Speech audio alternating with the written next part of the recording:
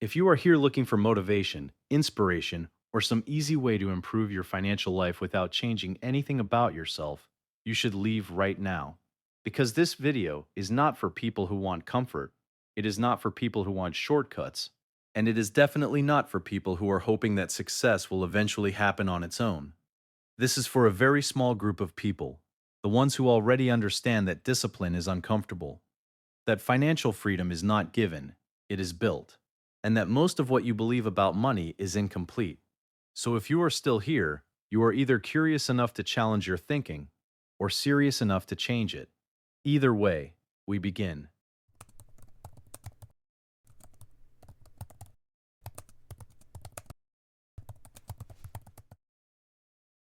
Most people never realize when they start losing control of their financial future. It does not happen in a single moment. There is no dramatic event, no clear turning point, no obvious signal that something is going wrong. It happens slowly, silently, through repetition, through habits that seem normal at first but gradually shape the entire direction of a person's life. Most people are taught a simple formula from the beginning. You work, you get paid, you spend, and you repeat. This formula feels logical because it is familiar. It is reinforced by everyone around you: family, friends, society, education systems. Everything points toward the same structure: work harder, earn more, spend more, repeat. And for a while, this system appears to function.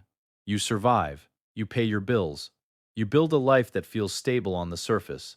But underneath that stability, something else is happening. Your financial ceiling is being set without you realizing it, because this system is linear. It depends entirely on your time, and your time is limited.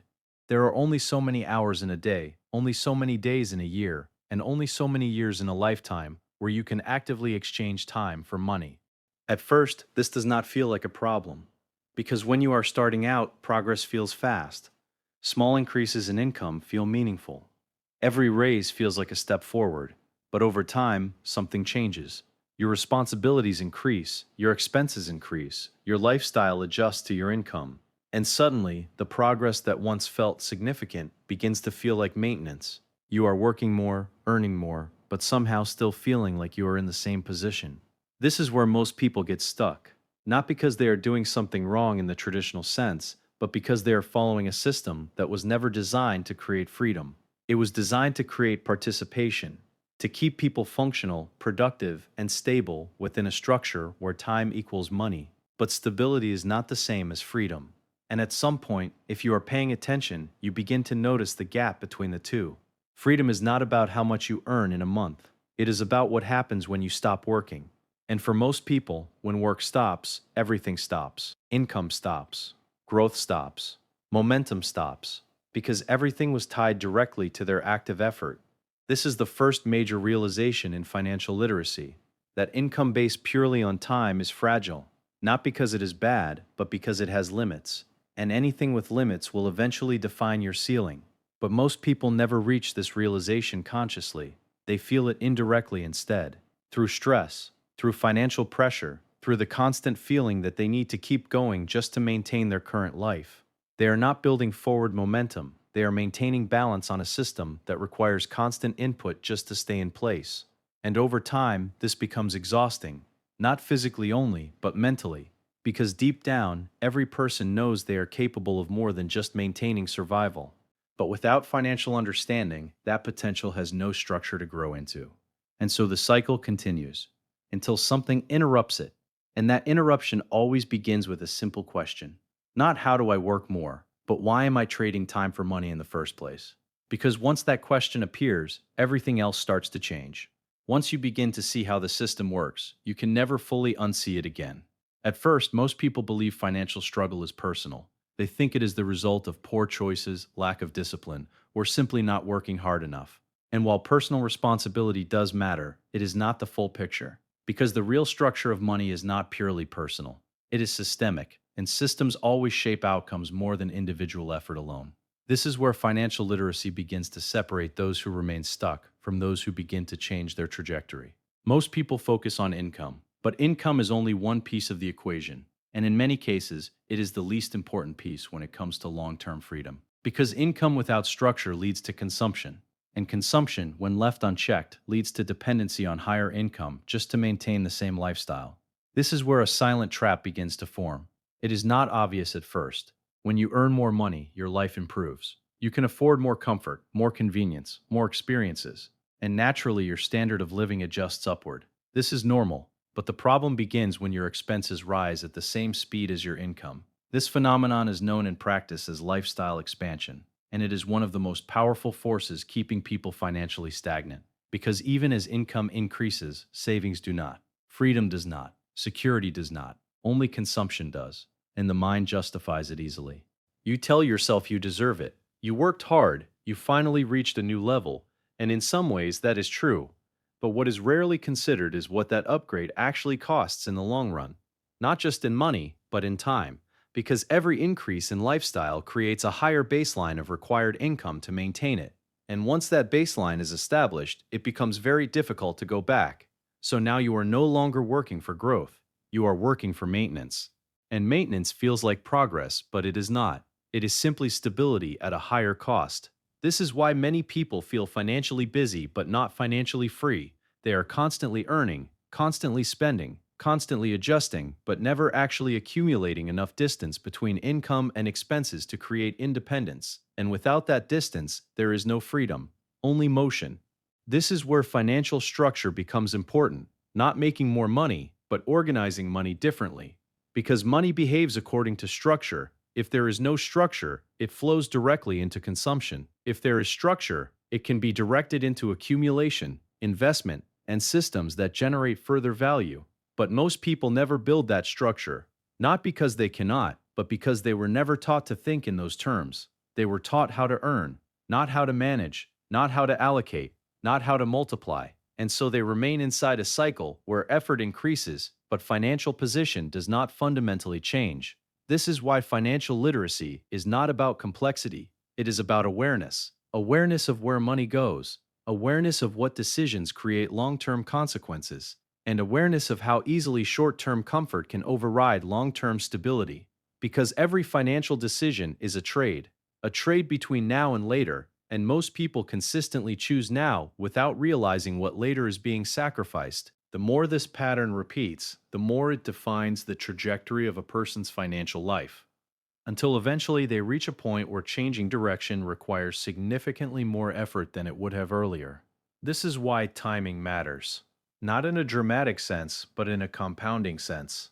Small decisions made early create massive differences later. Not because they are powerful individually, but because they accumulate. And accumulation is the real force behind financial outcomes. Not income spikes, not sudden opportunities, but repeated patterns over time. And once you understand this, your perspective on money begins to shift again. You stop asking how to earn more, and you start asking where your money actually goes. Because that question alone begins to reveal the structure of your financial reality. And structure is what determines everything that follows. At some point in financial understanding, you begin to realize something most people never fully accept. Income is not the same as wealth, and this difference changes everything. Because income is active, it requires your presence, your time, your continuous effort. It is directly tied to your daily output. Wealth, on the other hand, is different. Wealth is what continues to exist independently of your time, and this distinction is where financial reality splits into two completely different paths. Most people spend their entire lives focused on increasing income. They believe that earning more automatically leads to freedom, and in the short term that feels true. More income does improve comfort, it reduces stress, it creates options. But income alone does not solve the underlying structure of dependency. Because if your income stops when your effort stops, then your life is still fundamentally dependent on continuous work. And that is not freedom. That is controlled activity with improved compensation. Wealth is not about how much you make in a moment. It is about how long your financial system can sustain itself without your direct involvement.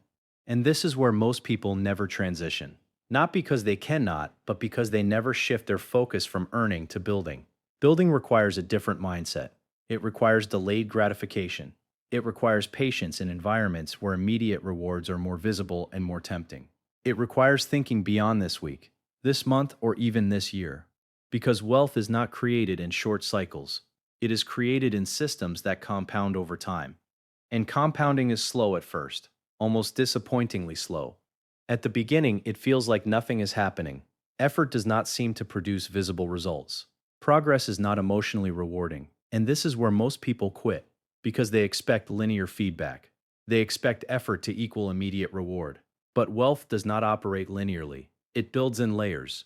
Small advantages stacking on top of each other until eventually the structure becomes self sustaining. But to reach that point, you must survive the phase where nothing feels significant. This is the phase where discipline matters more than outcome, because outcome has not arrived yet.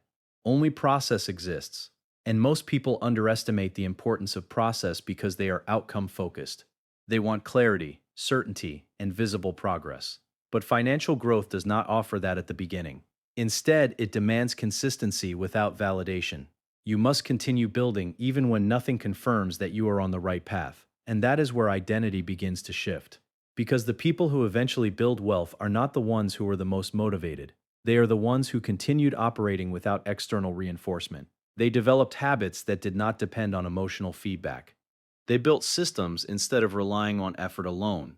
And over time, those systems begin to replace their labor. This is the core principle behind financial independence. Not working more, but creating structures that continue producing value even when you are not actively involved. This can take many forms: skills that scale, knowledge that compounds, systems that operate beyond individual input. But the underlying principle remains the same. You move from being the source of output to being the designer of output. And that shift is not immediate. It is gradual. It happens through repetition, experimentation, failure, and adjustment. And most importantly, through persistence when results are not visible. Because visibility is not the indicator of progress, structure is. And once you understand this, your relationship with money changes again. You stop asking how to increase effort, and you start asking how to create systems. Because systems are what eventually separate financial freedom from financial literacy stops being about money entirely and starts becoming about behavior. Because money, in its simplest form, is just a reflection of decisions. Not one decision, not a single moment of choice, but thousands of repeated decisions made over time. And those decisions are almost never large or dramatic. They are small, invisible, often automatic. This is why most people never feel like they are actively choosing their financial outcome. It feels like something that happens to them, rather than something they are creating. But in reality, it is always being created. Every purchase, every delay, every habit, every justification, each one is a small vote for the financial future that follows. And over time, those votes accumulate into a direction. Most people underestimate this accumulation because they are focused on isolated moments. A single expense feels insignificant. A single month of discipline feels meaningful. A single improvement feels like progress. But financial reality does not respond to isolated moments, it responds to patterns.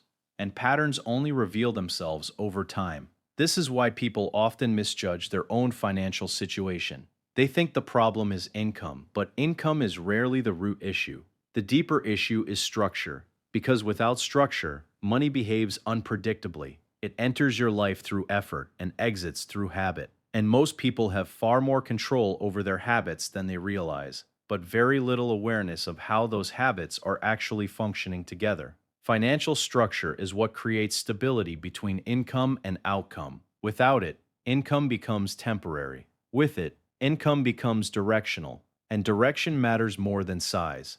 Because even a large income without structure will eventually collapse into consumption if there is no system guiding it.